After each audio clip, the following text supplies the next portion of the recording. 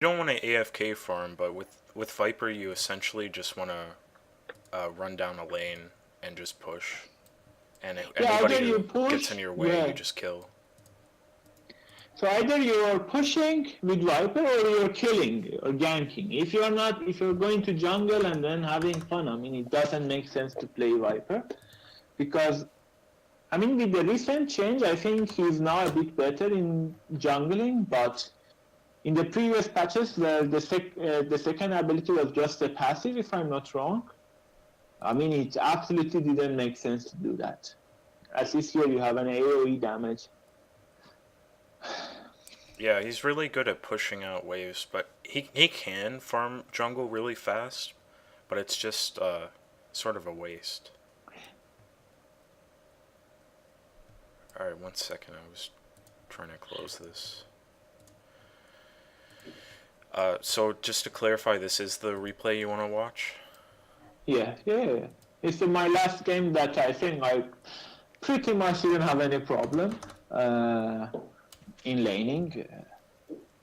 I think I could have gotten a bit better last hit, but after the laning stage, I was pretty fine. I mean, because they didn't really harass me, and yeah. Let's see what I can improve in this game. Alright, so one one tip I can give you right off the bat is try to always use your ult uh, not to just send yourself back to base, but to send yourself to a different lane. That's like one. That's just for like TP usage in general when you're on the map. Like you don't want to TP all the way back. You just want to go to another lane. Like the only exceptions would be if you've got like a whole bunch of teammates that are pretty low and they've got like DOT on them or something. Yeah. But even in that case, it, you can TP your teammates to a shrine if they're available. Yeah. So it's just you want to stay on the map and not in your base as much as possible. So that's just something to think about. One moment.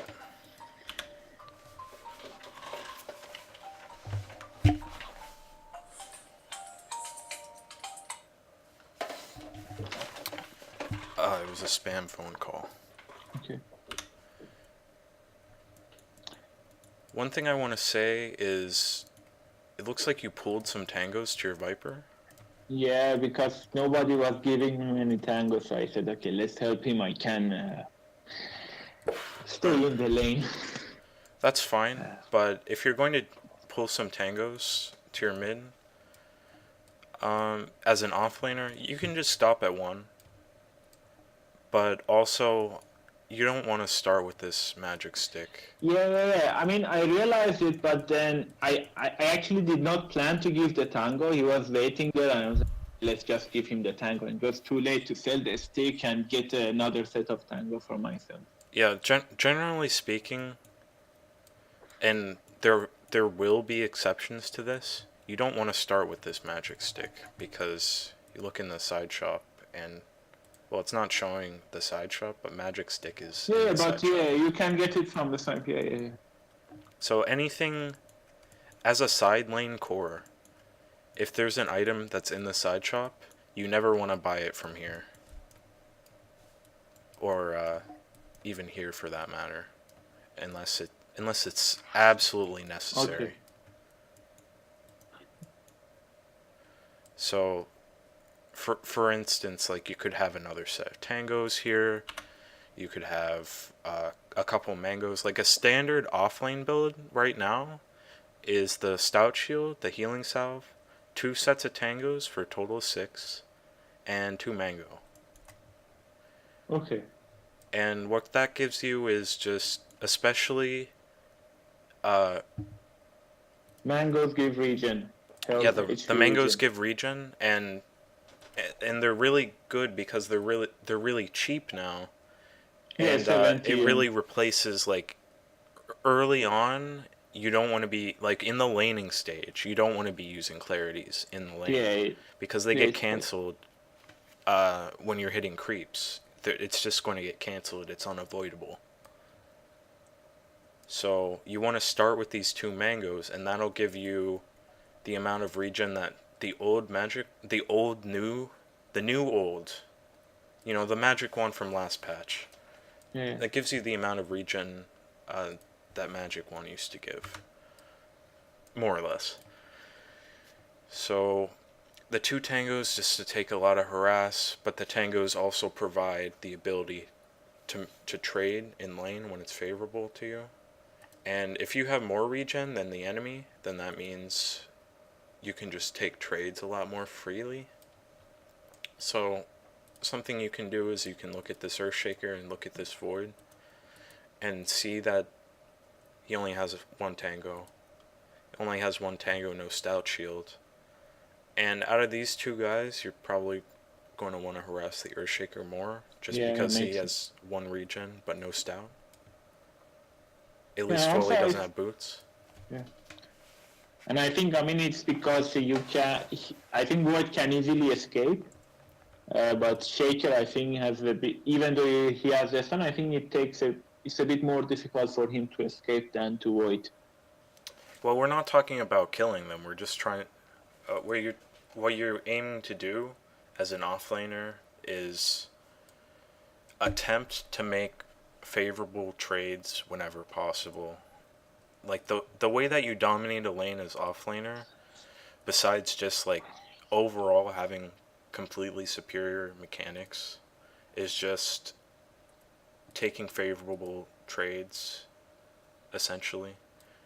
So what you could have done is had the two mangoes plus, like you could have even had the four tangos, giving Viper two of them, and you could have just, whenever Void walks up to last it, especially since you have three melee creeps here and he only has two, as an offlaner you don't need to worry about the creep equilibrium nearly as much, because you're not going to, at least most of the time, just zone them out of lane.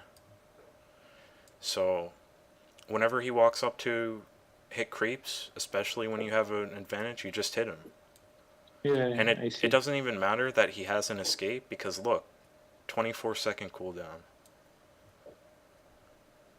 You hit him twice here, and you force him to use 1/3 of his regen already, essentially. So let's see what you actually do. Go for the deny. It's good to go for the denies here, but considering he has such a low amount of regen, you really want to be focusing in on getting his regen down as fast as possible, and you are harassing pretty well so far. You could have been harassing this Earthshaker though. You could have walked up and started hitting this guy a bit earlier.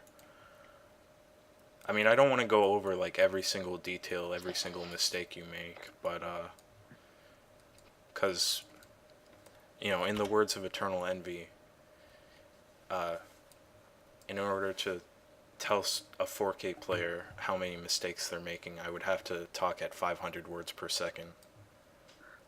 So you can just extrapolate that down to 1K and low 2K.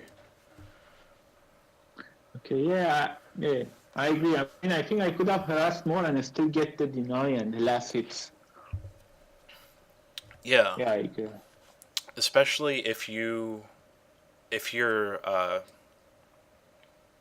if you're in a position where you have more regen, then you can take trades where you don't have the creep advantage, especially since you're an underlord with stout shield and a lot of HP. It's okay. Like, it's not the best. You still want to avoid if they have creep advantage, which they're going to have since the lane is pushing into you.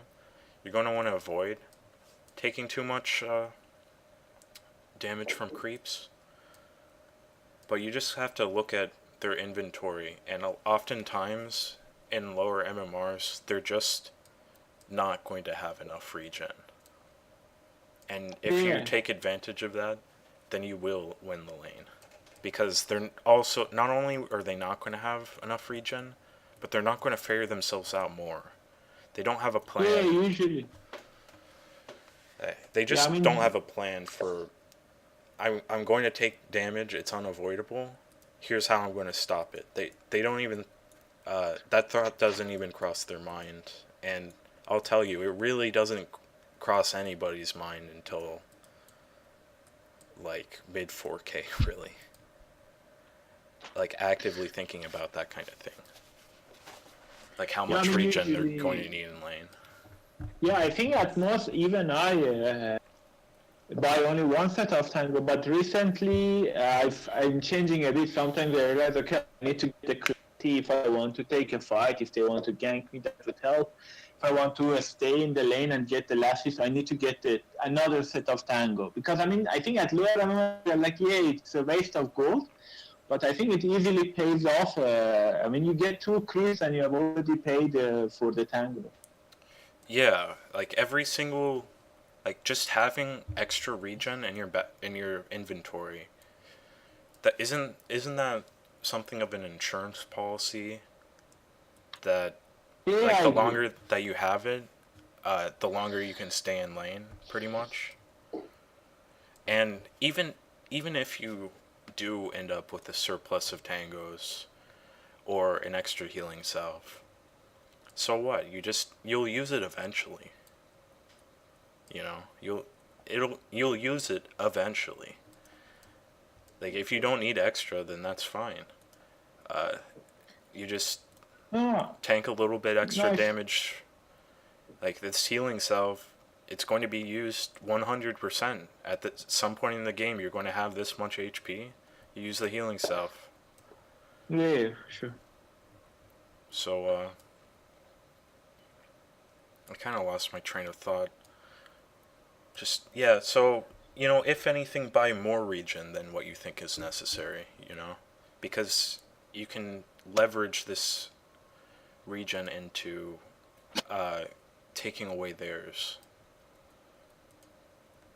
And once No, they it run makes out of sense. regen, then you can trade. Thereafter. Even if it's not a favorable harass, it becomes favorable because you have regen and they don't. Yeah, makes sense. So, all right, let's just continue on here.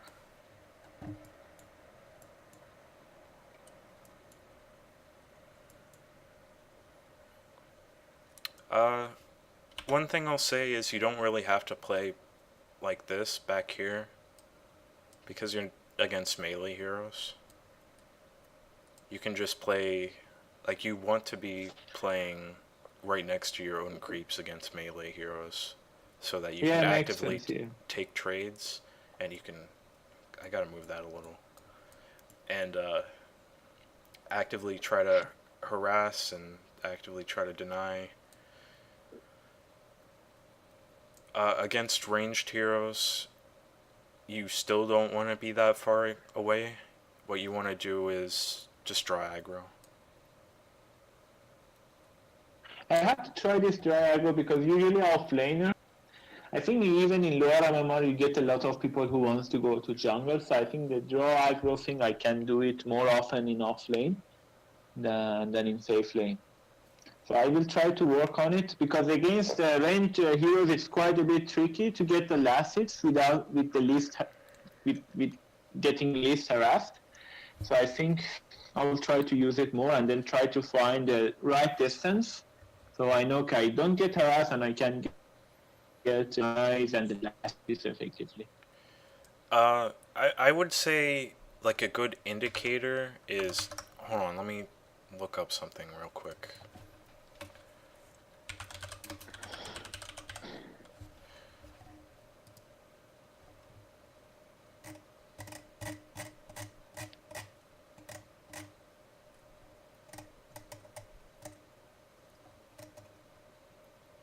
Okay.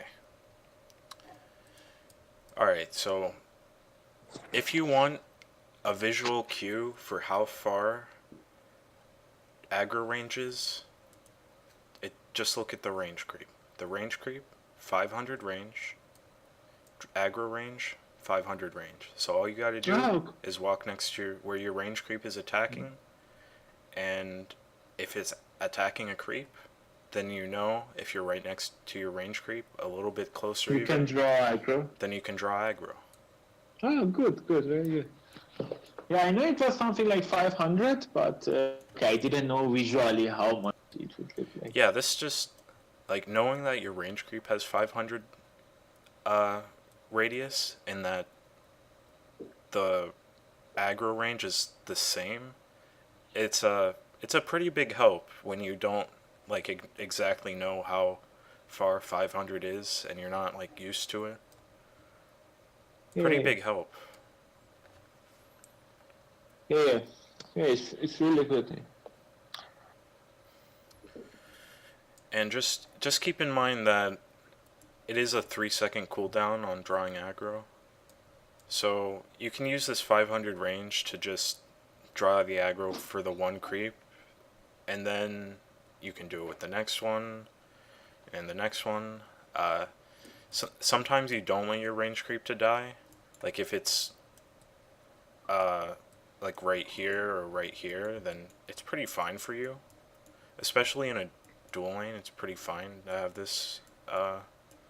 Like in fact, I would say it being like right here is actually more dangerous than right here, because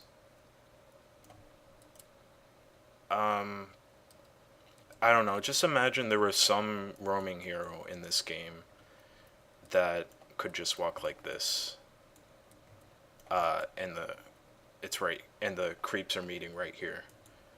That's a lot more cover than coming out from right here. So it's just, I don't know how often tower dives happen at this MMR. But I mean, honestly, I feel more comfortable on the tower because first you get the sight. I mean, if there are some invisible heroes, and then you have the additional armor.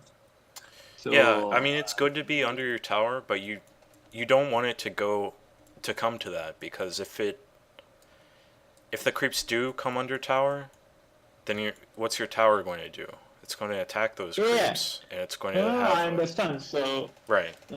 No, not under tower, but just close to it. So I mean, usually what I try to play safe or often, I just move the creeps after me until my own creeps come and they meet right at the very edge of the tower, so that the tower doesn't hit, but I'm quite close to the tower, and I actually stay under the aura or the radius of tower, so I have the armor, and then I can also last it effectively. But yeah, something you might not have considered though is if it's right here, then what's going to happen is your creeps are going to come and they're going to meet the enemy creeps before the next reinforcements for their side arrive. So if it's over here, like right here outside of tower range, especially if the range creep is also under tower range, what's going to happen is unless you deny with almost like every single hit, then it's going to naturally push. But another thing, sure, because of the armor as well. But another thing I would want you to consider is if you have a stronger lane than they do, and I would say that is the case with your underlord Ricky, compared to the Earthshaker Void. Doesn't deny the shop? Yeah, deny the shop. So if even though this is a good equilibrium for them, like, are you ever killing this Void with Ricky Underlord? No, I don't think so. I think I don't get to kill Ricky until, 30-40 minutes in game. I honestly, so when I was playing the game, I wasn't thinking of killing Void because to me it was not possible with my ability unless Ricky lands the smoke in the right time, I do the Pit of Malice in the right time, and so on and so forth. Right. Unless I know I couldn't kill Void. The only thing I think I tried to do in this game is that after I think minute 4 or 5, I start to push the lane under tower, and then farm the jungle here, so the Radiance jungle. That's what I think did in this game, because I had no. I mean, to me, it was impossible to kill the Void. Right. You can harass him, but you cannot kill him. So, wouldn't it make it? Wouldn't it be an effective strategy here to just seeing this Void's items, seeing that he does want to go for the magic wand as soon as he can, just push this in, make him try to last it under tower. Like let's be honest. If this Void is trying to last it under tower, he's not even going to get one lasted. Yeah. I think I even denied him if we go a bit more. I think even I go under tower, I deny him the creeps because I have much more damage than him. So he has to wait for the HP to go very down, but then I have like 80 damage. He has something like 60 or 50. So I get even denied under tower. It's quite funny. Right. So even though he has a Quelling Blade and you don't, you're still hitting for more damage than him right now. That's just the power of the Atrophy Aura. But just a question, I don't think as underlord I need to buy Quelling Blade. I think it's not needed. No, it's like Atrophy Aura is, yeah, it's pretty much not needed. The only way that I think you would want to buy is maybe like versus Prophet or something. Okay. But because I get a lot of harass, or I'm not sure why against Prophet. Oh no, so that you can eat his tree and walk out of it. Of the sprout, I mean. Oh, okay. Okay. Nature's Prophet. I thought you were talking about Death Prophet. Oh. Okay. Okay. No, it's fine. It's fine. I mean, they're both prophets, so I guess. Yeah, I was confused which one you. No, it's fine. Yeah, I get it. Yeah, I mean against nature, I usually, even as a support, I get the Quelling Blade before I have the force and stuff because I know it's gonna be needed. Yeah, I mean, I wouldn't get the quelling like on a support. I'd probably just have tangos, but like if you're a melee hero, even like an underlord, even like a clockwork, even like a hero that traditionally isn't going to be hitting creeps, quelling blade against natures is pretty required. Yeah. But on ranged heroes and on supports, I'd probably just go for the tango. Yeah, okay, I think, yeah, it makes more sense, honestly. Yeah, because then later in the game you have force stuff and you don't need to worry about it. Yeah, it makes sense. Enough about Nature's Prophet, though. Let's keep watching this. Yeah.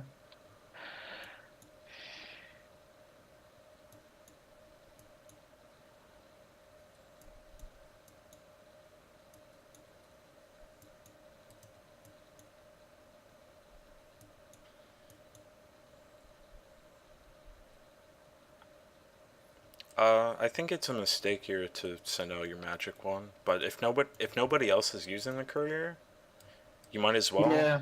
Like this Viper had enough gold for a while to get, one of his items, but he didn't use it, so.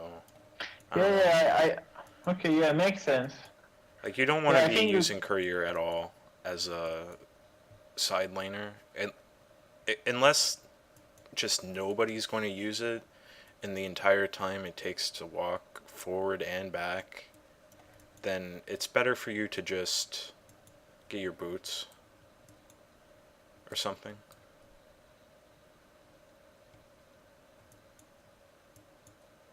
Yeah, I think now I actually bring a tango again. So yeah, I kind of messed up with the courier. I think I now bringing a set of tangos. Yeah, you're kind of griefing Viper a little bit by doing this. Yeah. Whether he realizes it or not, like making a move like this is going to impact your ability to win games. Oh yeah, you're correct. Yeah.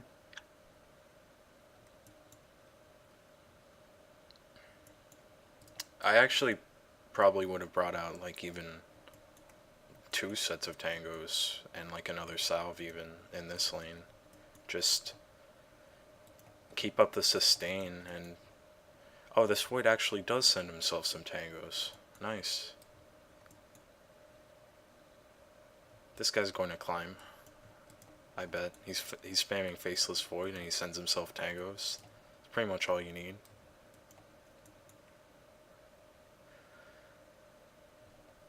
So it's fine that you're trying to make the efficient play, but you could probably contest this Void CS,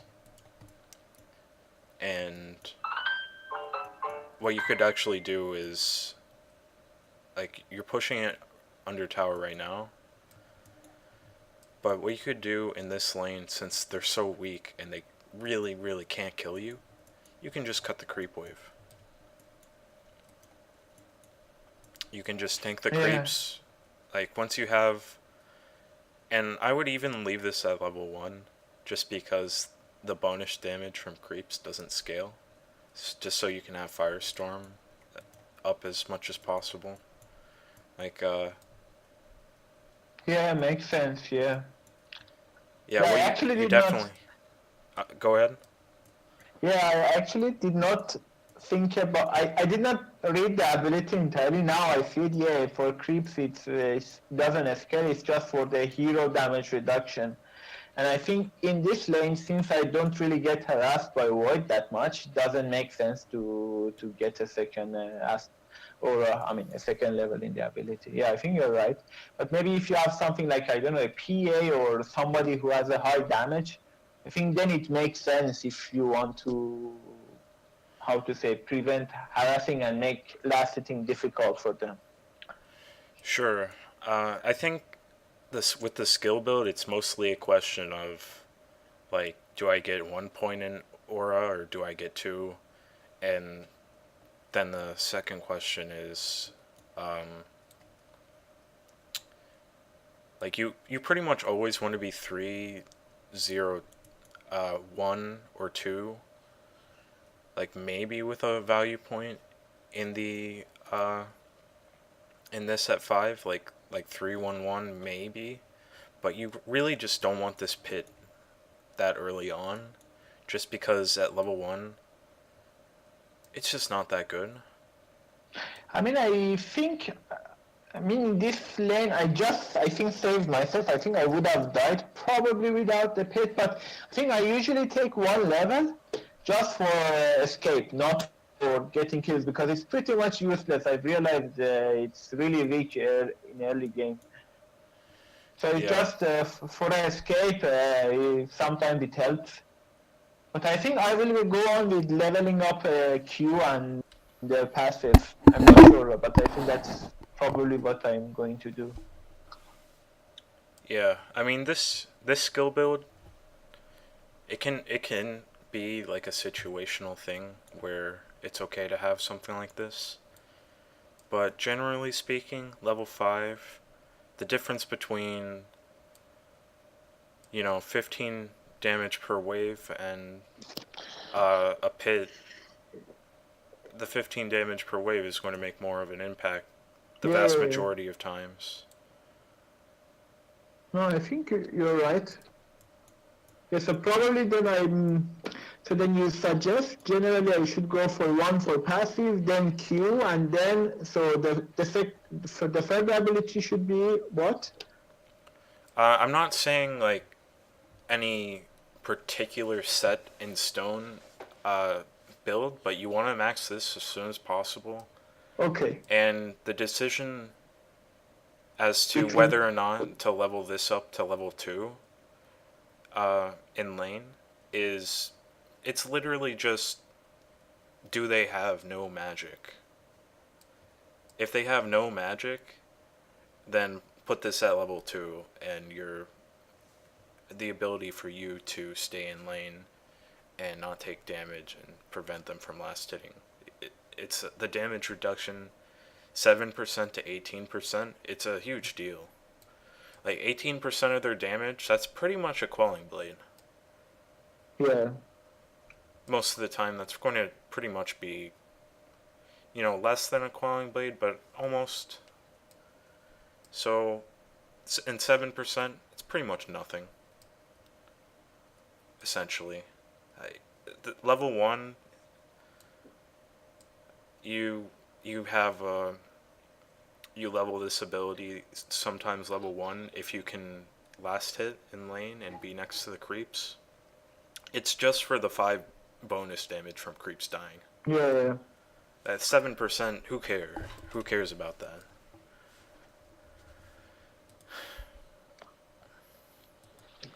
That makes sense.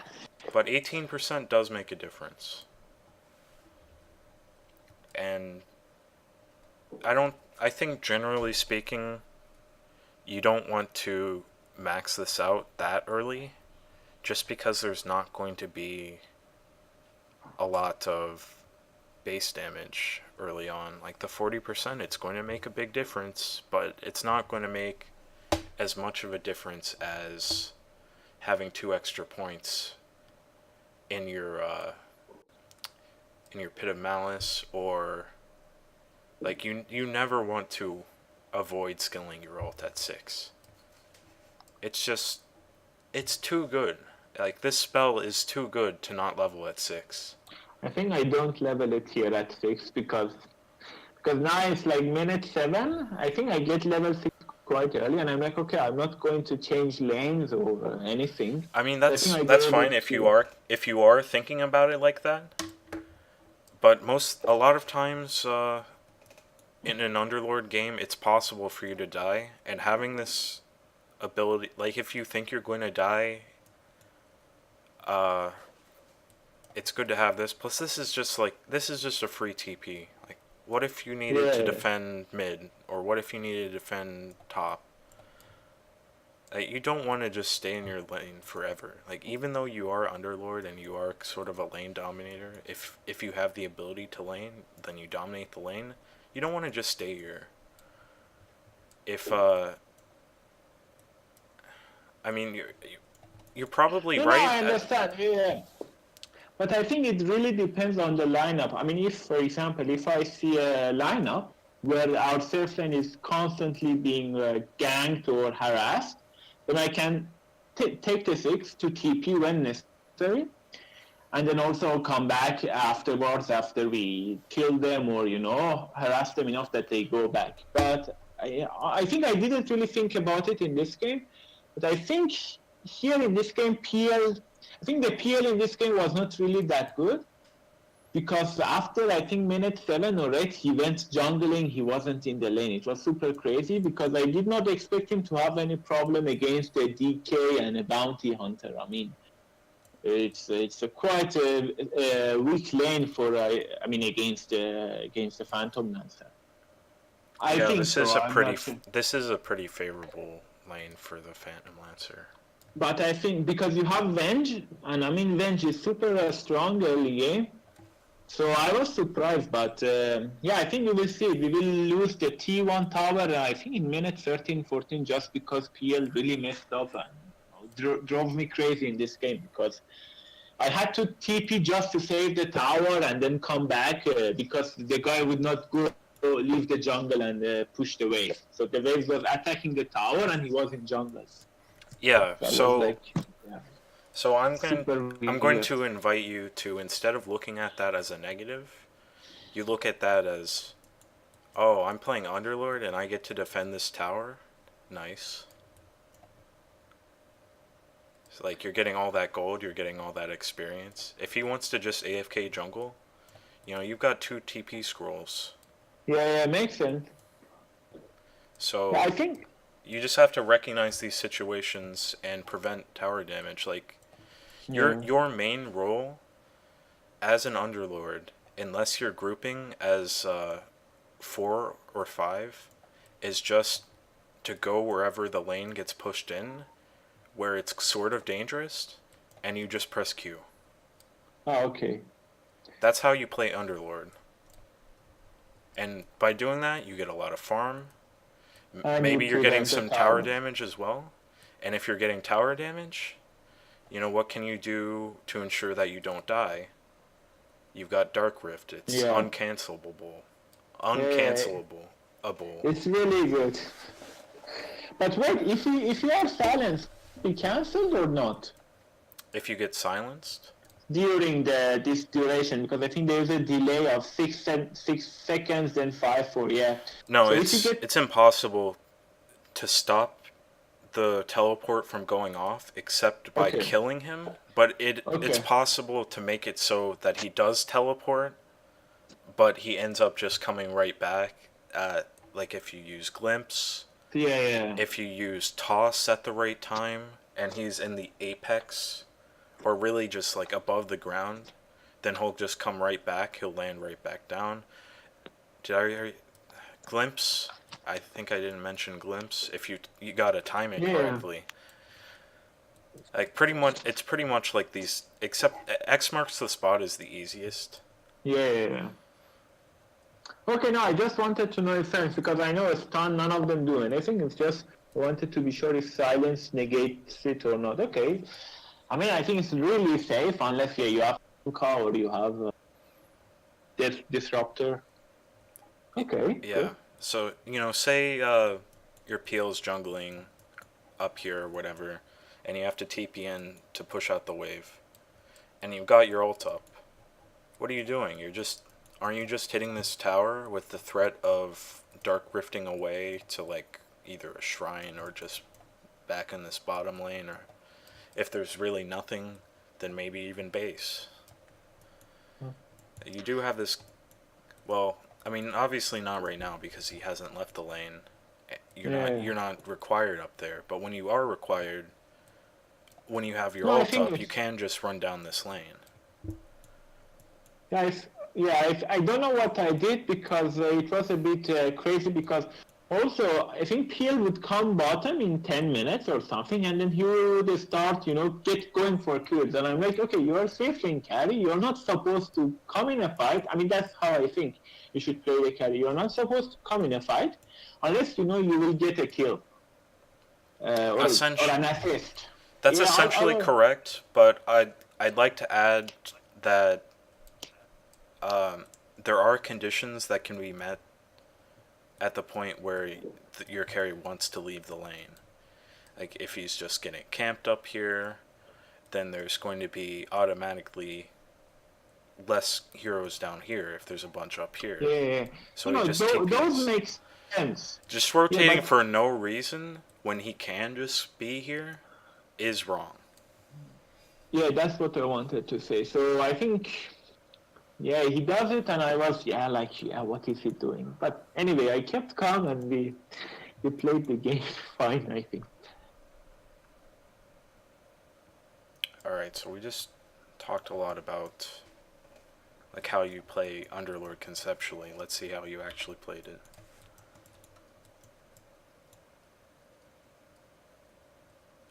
I wouldn't have walked back here for the arcane boot since you can buy the energy boost Oh, in the side yeah. shop. And what you could have actually done instead of getting the arcane boots, since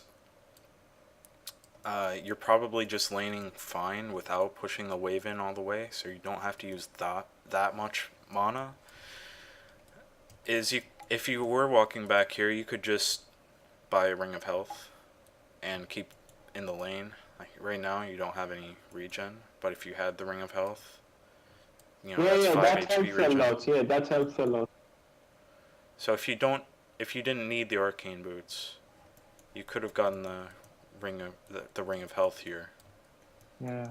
and you would have been in a better spot in the lane. Also, another thing that I want you to think about is there seems to be a lack of soul ring. Yeah, I wasn't sure about making Soul Ring because I followed this guide by Torte. So I chose his guide, but I don't make Soul Ring. I kind of feel like It's I really don't know if it's really strong. okay, but if I don't have this ring of health, then is it not risky to use Soul Ring in the lane, or I'm a bit unsure. No, it's fine because until you have the ring of health, you can just fly yourself out some extra tangos. Okay, I can experiment a bit with it. Next game I play, I will play Underlord. I mean, if the lineup makes sense. and then see how it goes. Yeah, so generally speaking, you want to, in lane, you want to buy your, like, just generally speaking, it can go different ways, but pretty much you buy, like, a magic stick in the side shop, you buy your boots in the side shop, and then you can send out components of your soul ring and magic wand, as well as some extra tangos, an extra mango or two if you need it, whatever the hell. You know, if you're running out of mangoes for some reason, it's okay to just send yourself more. If you're running out of tangos, it's okay to send yourself more of those as well. But you don't want to. One thing that you don't want to do is wait until you have, like, the entire soul ring. Because it's still good for you to have a gauntlet. It's still good for you to have the I ring know, of regen. sorry. What's that? No, it's fine, it's fine. I agree. Right. So you don't want to be skipping this soul ring, because soul ring is, I would argue, a core item on underlord because of the strength and the HP regen, as well as the mana. Just Think I allows you die. to.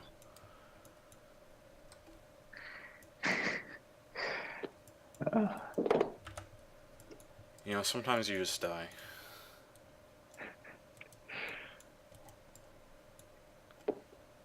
Alright, let's see what you do next. Just going to speed it up from here. Yeah, you can speed it up and you don't have to.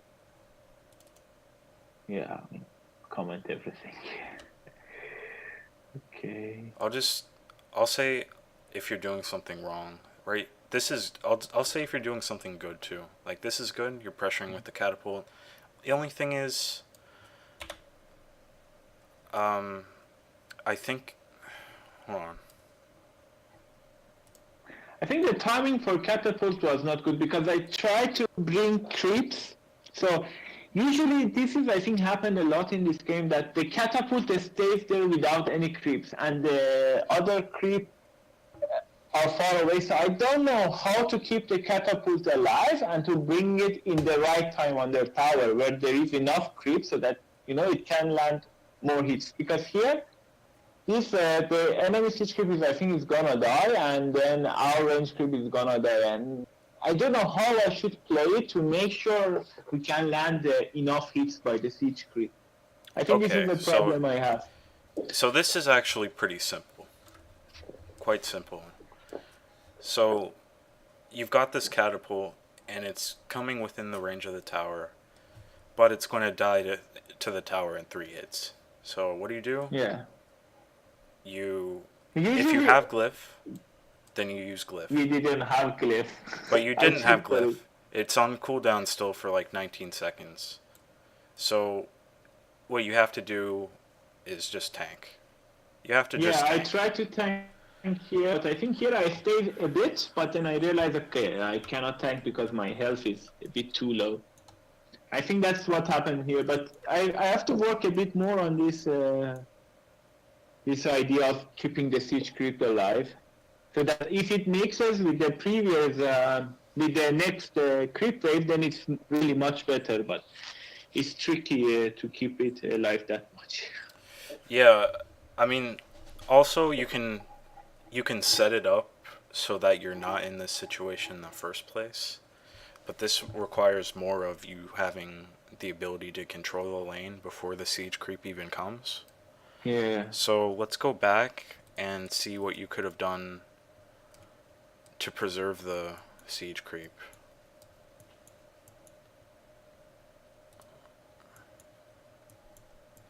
Okay, here's when the siege creep is actually coming into the lane. So we'll slow it down to regular speed and we'll see what happens.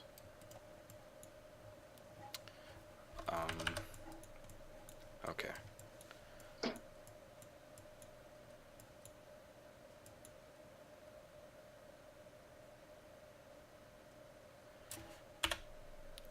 Right here.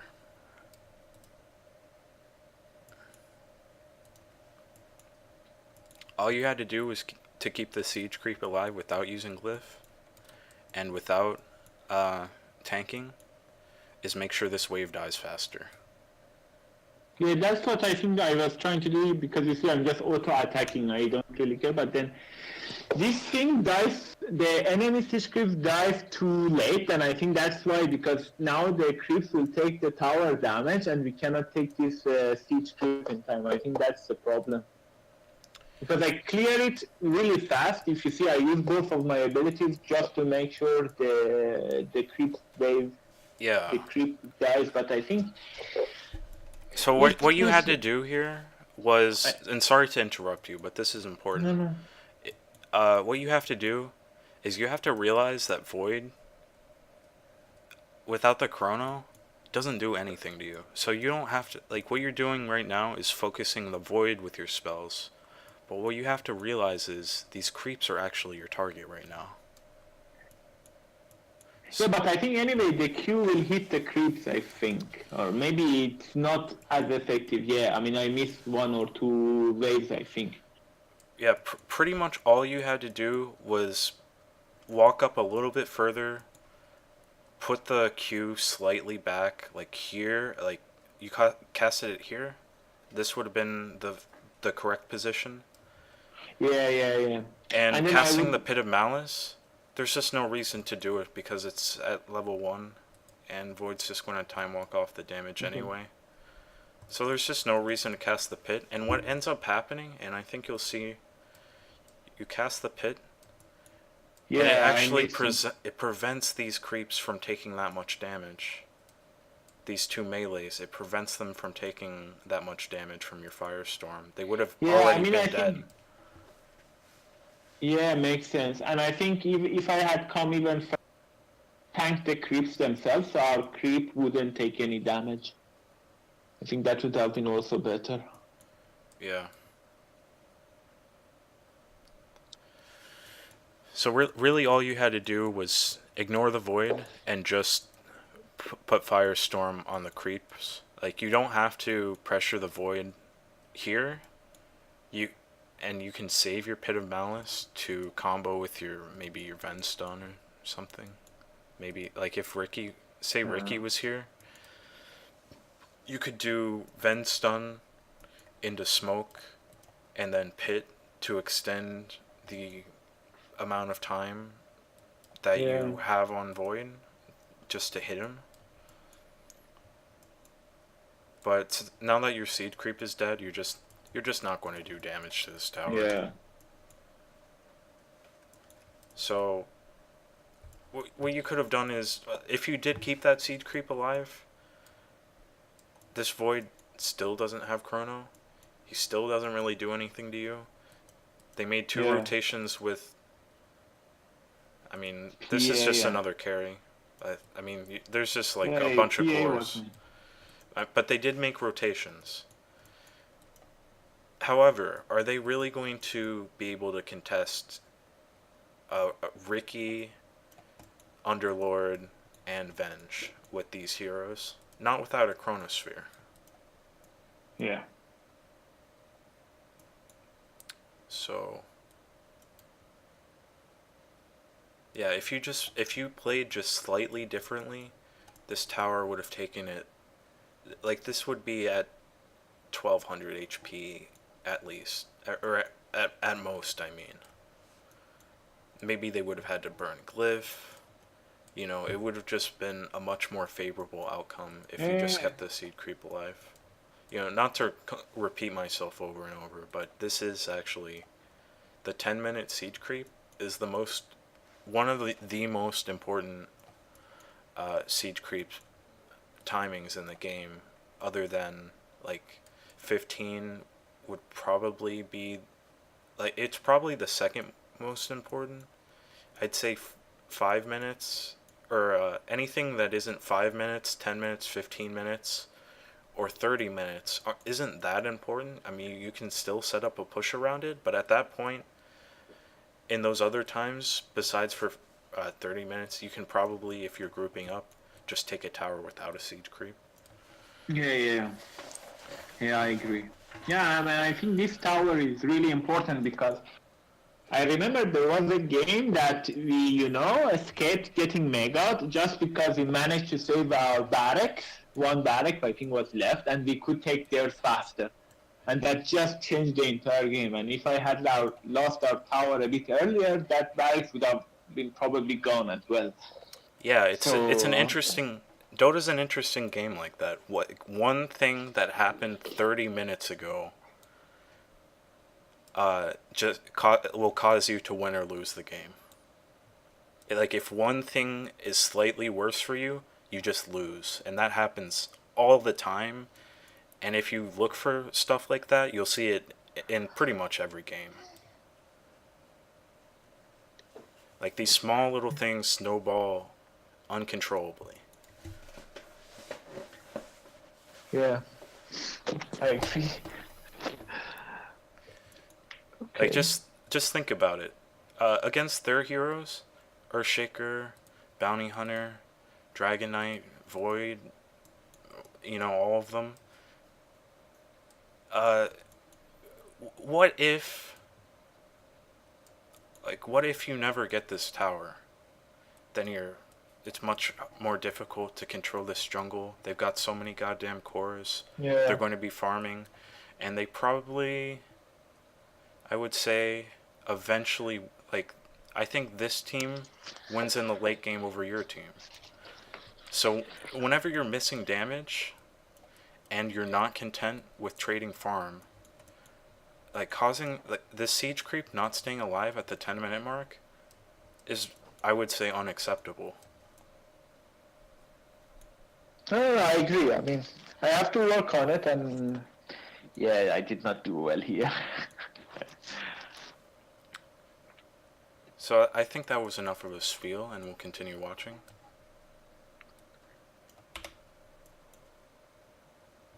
Fast forward a bit. So it's at this point where you just don't want to be sitting in lanes anymore. You just want to be firestorming, staying in the fog, making sure you get that XP, but not even trying to go for the last hits, just pushing out the waves. That's where I TP top because the PL was jungling and I'm super crazy because it did not make sense what he was doing. I think Alright, yeah, get this was a great rotation. And you go mid, and you take him mid, and you're taking this tower. This is an excellent usage of your TP scroll and your ult. And then I went to bottom with my TP. Yeah, considering how the game has gone so far, this was pretty much a perfect play coming out of you with these rotations. Like obviously the other team could have responded differently, but since they didn't, and you took these opportunities, this is really going to have a drastic impact on the game. So it's good that you recognized these situations and that you could actually get these towers. Thanks.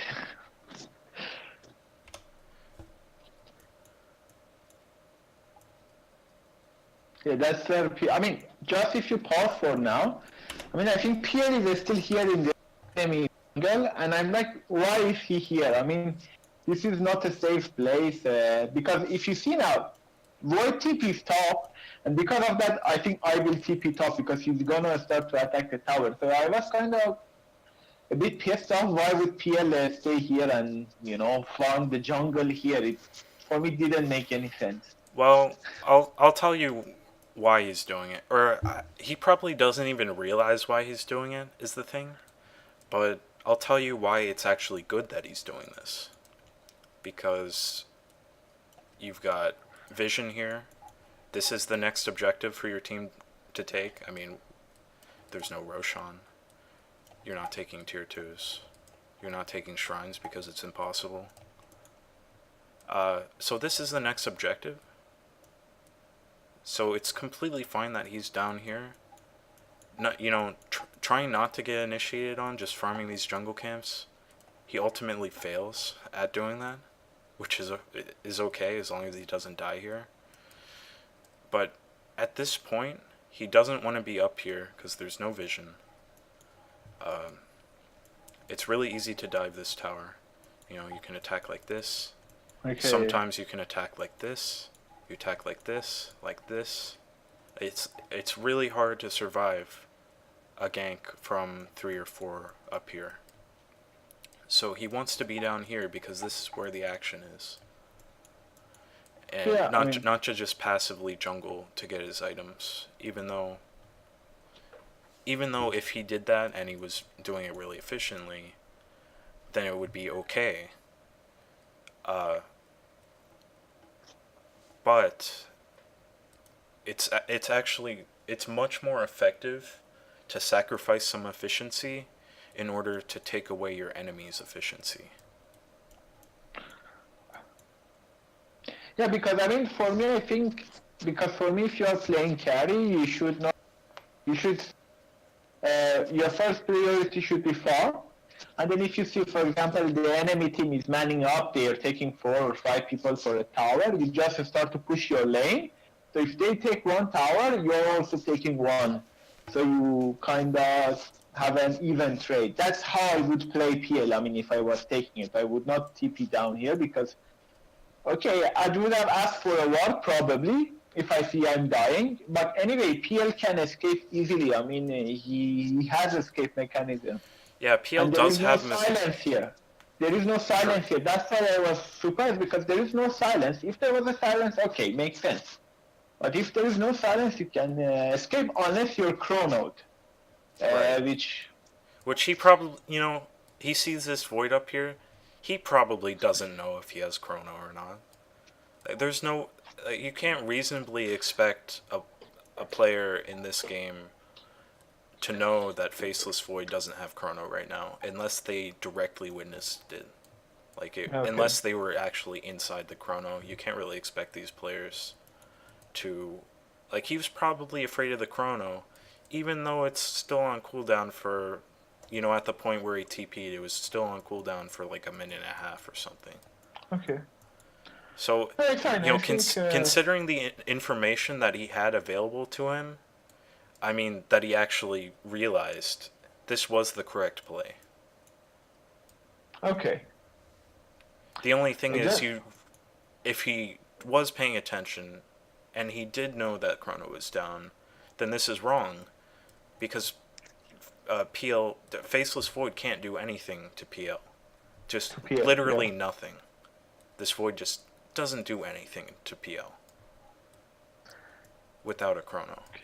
Yeah, I also just realized Viper did a really good job in his lane. 60, 76 lasses, 42 denied. I mean, Yeah, he just. don't know if it was all in lane, but it's quite good. Who was he even against? The Earthshaker? No, he was against PA in mid, so it's easy to, I think, lane against PA with a Viper. Oh yeah, But because still, if you harass with dagger, you're just getting dumpstered. yeah. Yeah, and I mean, if he had just took a stick, then it's super good for you. You land the damage and it's a stick, so. Yeah, he definitely should have Okay. got the stick, but it's not even that necessary. just because of Yeah. how Corrosive skin. how much corrosive skin destroys PA. No.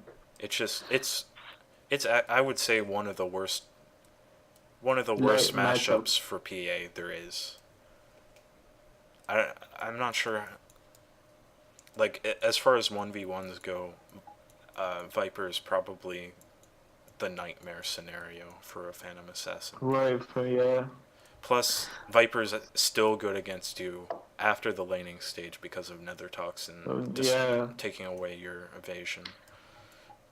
Yeah, I remember. I mean, I don't want to take much of your time, but yeah, we were talking. I was just saying, yeah, either pick a hero which makes Silver Edge because they had a lot of. So I saw DK and I also saw PA, and I was like, yeah, just pick a hero which has a break. Either you make Silver Edge, and then he chose Viper. Okay, you already have the break, and if you make a Silver Edge later on, then you can also break her through BKB because usually PA build a Desolator and then goes for a BKB and then just starts killing everyone.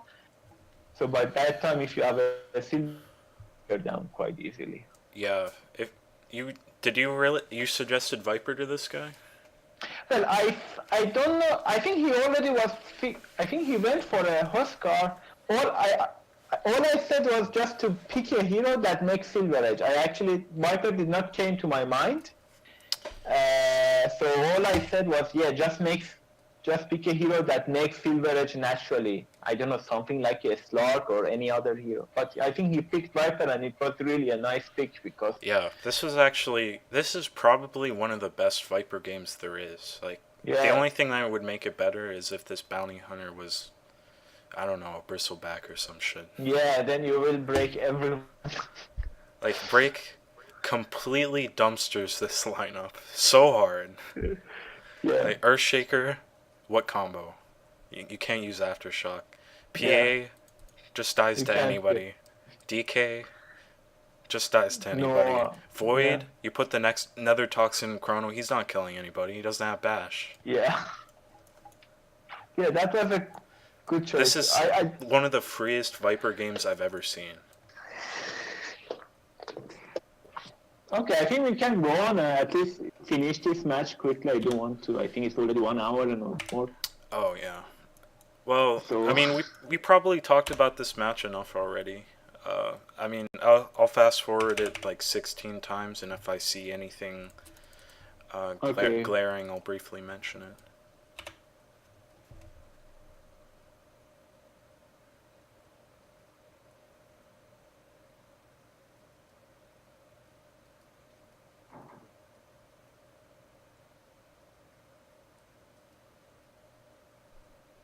So you are playing on the right side of the map. Like, you want to play on in the more dangerous areas as Underlord whenever you have your Dark Rift off cooldown, just because nothing stops it. Like, maybe you've heard that as Lifestealer or Jug you want to play aggressive on lanes because if they don't have BKB piercing stuns, You can TP away. it's like turbo mode with Underlord split pushing in a dangerous lane because nothing cancels this except like an X or a well timed toss or Yeah. well, we already went over that. But if pretty much if there's no Kunkka and you get this off before you get silenced and bursted or doomed or something, it's just impossible for them to deal with it. And I think in this game what I was trying is that I was going for Radiance. So what I had in mind was try to push the lanes in a safe way, and then try to farm as many jungle as I can on my back, if it was making sense, until I get Radiance. Then when I get Radiance, I would join if my team was making a fight.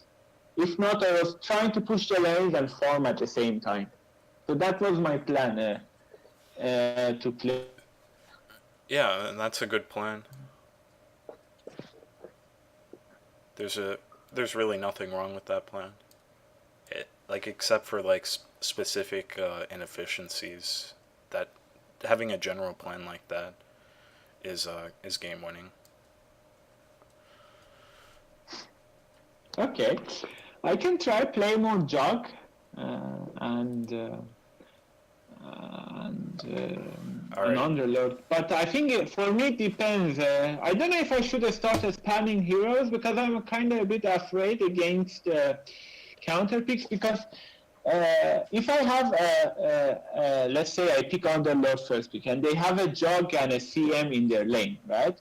This is horrible for an Underlord because they just do Frostbite and Battle Fury from Jug and I'm dead.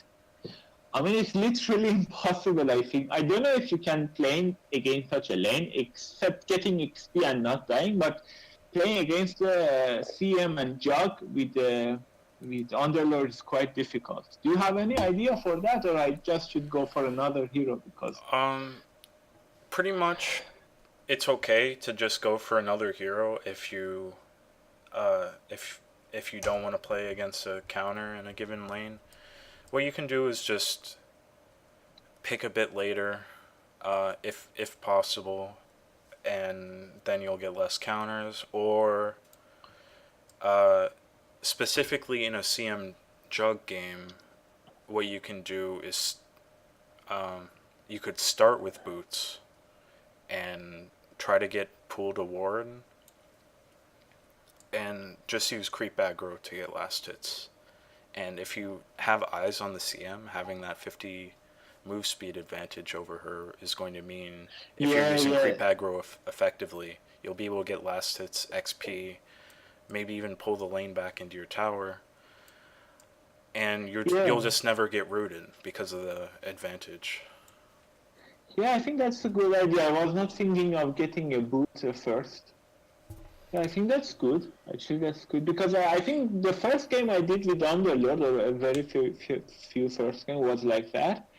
And I mean, okay, I think it was like 4 or 5 months ago. I was much less experienced, and yeah, it was super hard. I mean, they just first bite me and Battle Fury dead.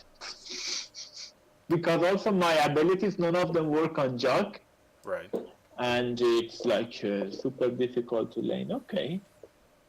Anyway, thank you for the suggestions. I think what I've learned is work more with jug or with underlord. As you said, okay, it seems that most people don't know how the hero really works. They don't really expect him to be strong.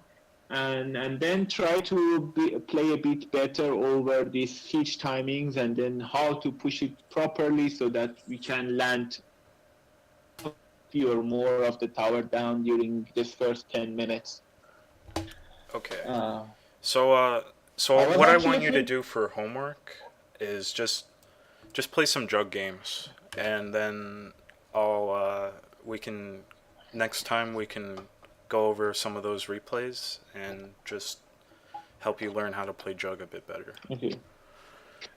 Continue on with what you were saying.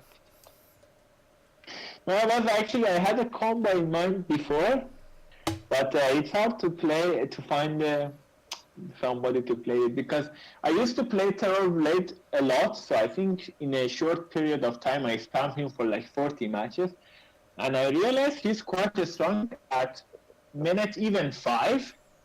If you have the Metamorphosis and you manage to keep this Siege Creep alive, you can take tower at least half of the HP, and if you have somebody like Warlock. So if I ask my friends, sometimes they do it. If you have a Warlock with a Terror Blade in the lane, you can just run down the towers without any problem.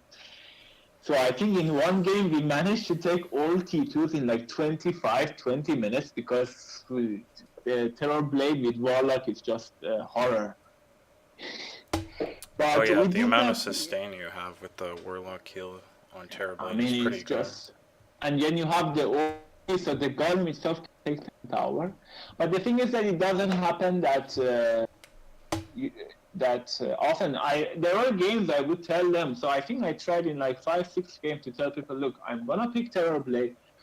I'm gonna push at every 5 minutes, for minute 5, minute 10, and so on. So for pick someone like Warlock and so on, so that we can do it. And I think out of 5-6 games, there was only one game which we had a middle with Brute Mother. I was top with Terror Blade and Warlock, and we had Lycan, I think, at bottom, or reverse, I don't know which one it was. So with Lycan and Brood and with me, I think we got Mega Creeps in minute 30. So there was a slot. He had like 25k gold. He got a lot of kills, but he was Mega in minute 30. And then he just won the game because it was Mega. He was strong because I think I had something like 16k gold.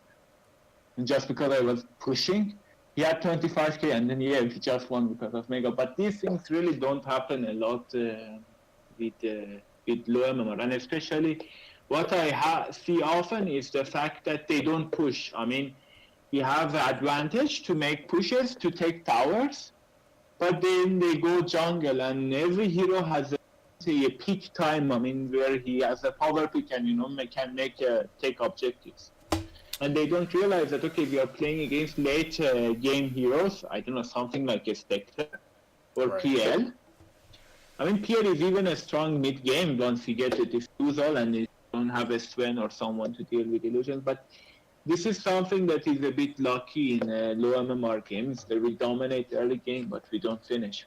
But at least I think as Underlord, I think you can't really prevent that. You can prevent the towers getting down, and you can get the farm. And then I think once Underlord gets Crimson, gets the Radiance, Blade Mail, and maybe Assault Cuirass, he pretty much doesn't die in a team fight. I mean, if you have if they have unless they are really well farmed with these items, I've never seen Underlord dying. It's just a monster. Yeah, it's really difficult to kill him without, like, break plus a silence. Yeah. Or, like, an obscene amount of magical burst. But at that point, you probably have a pipe, and you're taking no damage. Yeah, so I will keep on playing with these two heroes. I play if possible, because some games it's not really possible. Everybody goes for a core, so I pick a sub. Well, I would argue that even in those games, you might as well just pick a core too. Okay, because I'm not sure board games. You can just buy some wards. This is what I was asking, because it's a bit hard. I don't know. Should I make the sacrifice for wards? It's a bit tricky, because if I get wards, then it means I will get my items a bit, and sometimes that a bit late really affects the game. I mean, so I don't know. I'm not saying by. I still keep on replaying cores then.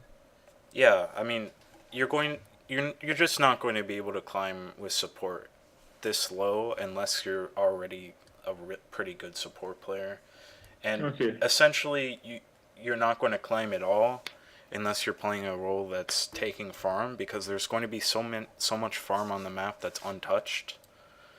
So you really need to have a hero that can push out lanes and get that farm. Even if you are playing a support, then maybe think about something that has some wave clear, like, I don't know, Lena or something. So I used to, one of my best heroes, I think the best hero can play Silencer, and with his talent you can get the gold 120, the second talent 120 gold per minute, and then you can get an Arcane Curse plus 30 damage, and then you can transition really from a support to a semi-carry. Oh, you know what a good hero is for support, like if you want to pick it? Jakiro. Because he has a lane push the whole game, and he's got that tower damage. Yeah. So, probably people at your level aren't going to rotate in time to stop a lot of tower damage that you're doing. So if you're just, leveling up,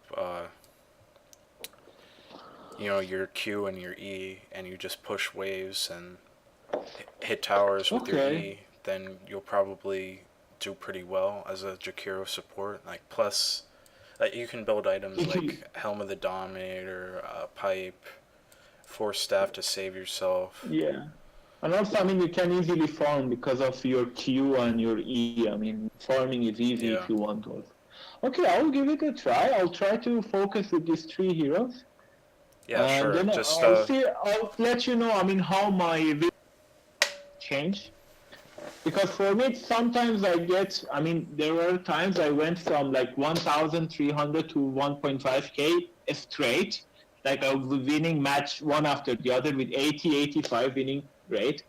And then everything goes down. I play the same, but then I go down to 1.3k and then go high up again. But if I play with one or two friends, we play. If I have two of my friends, I usually win all the games. Unless some of them decide, I want to do quests, and then we lose because of that. But if I'm playing with my friends, I usually don't have any problem winning the game. It's quite easy.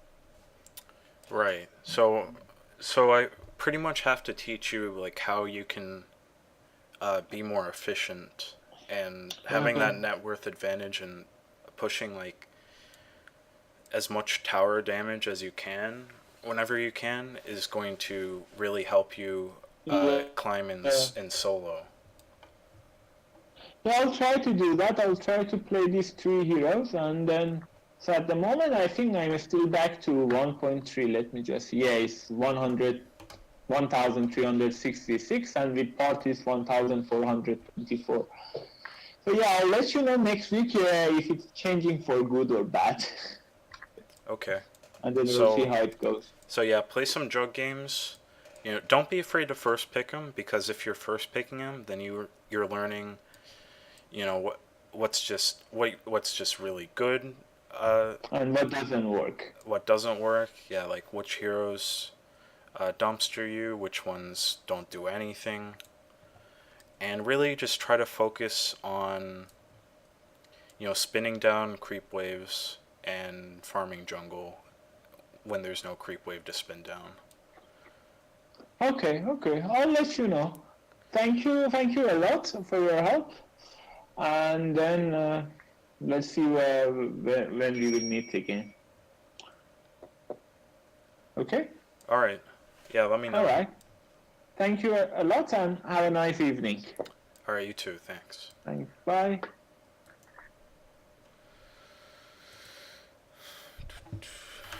Fuck. I didn't have chat open. It's okay. Nobody was watching. It's all right. I'll upload that VOD now.